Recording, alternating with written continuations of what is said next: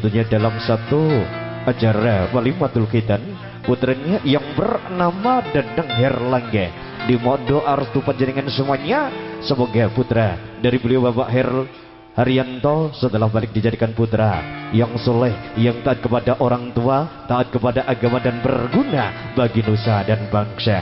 Ya, untuk mengawali perjumpaan kita tentunya satu tebang manis saya persembahkan buat panjenengan semuanya yang sudah hadir di pada kesempatan malam hari ini.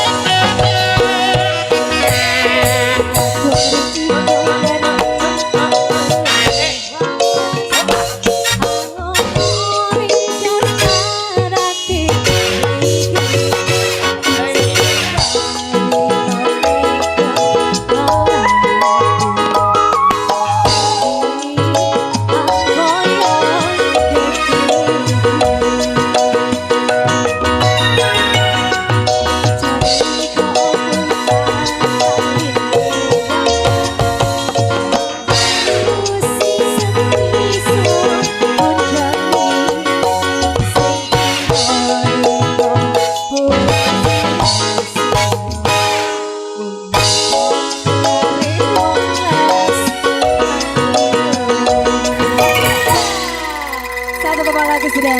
Matur thank you Subhanu Bencentik.